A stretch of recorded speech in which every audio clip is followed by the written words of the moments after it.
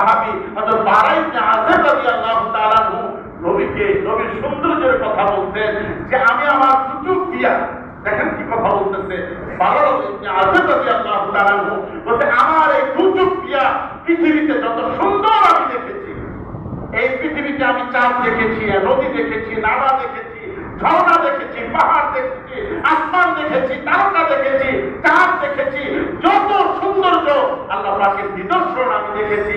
কসম খোদার নবীর যে সুন্দর কোনো কিছুই আমি দেখি নাই। জোরে বলেন সুবহানাল্লাহ, আরো জোরে বলেন সুবহানাল্লাহ। হযরত বারা ইবনে আযিব রাদিয়াল্লাহু তাআলা আনহু এই কথা বলতে যে আমার চোখ নবীজির সৌন্দর্যে বেশি সুন্দর আর পৃথিবীতে কোনো কিছুই দেখে নাই। সুবহানাল্লাহ। হযরত রাসূল কারীম সাল্লাল্লাহু আলাইহি একজন সাহাবী হাসান রাদিয়াল্লাহু তাআলা আনহু যিনি বারবার নবীজির শানে কবিতা লিখছেন।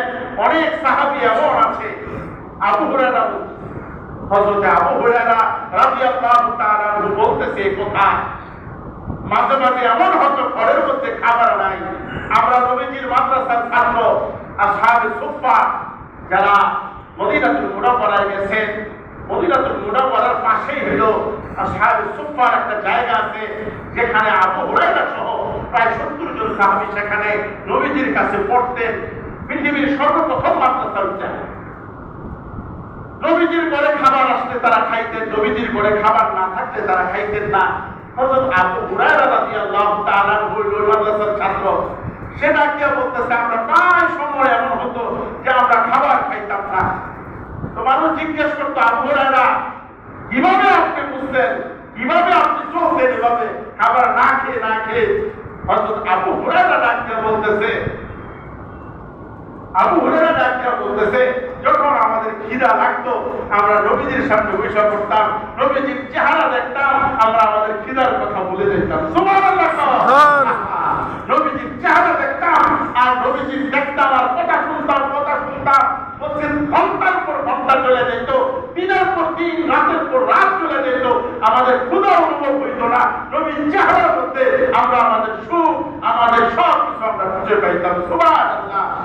হযরত ফাতেমা রাদিয়াল্লাহু তাআলা আনহা বলতেছে আমার ঘরের মধ্যে মাঝে মাঝে খাবার থাকতো না, প্রায় সময় আমার ঘরের মধ্যে খাবার থাকতো না।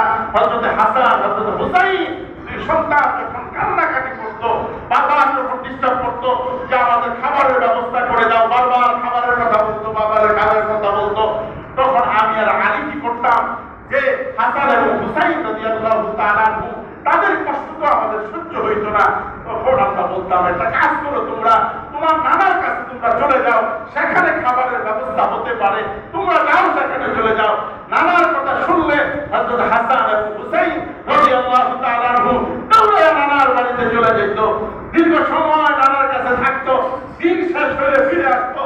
আমি জিজ্ঞেস করতাম যে হাসান, হুসাইন আজকে নানার বাড়িতে কি খাইলা? তোমাদেরকে নানা কি আপ্যায়ন করলো? তোমরা তো ক্ষুধা নিয়ে নানার বাড়িতে গেছিলা।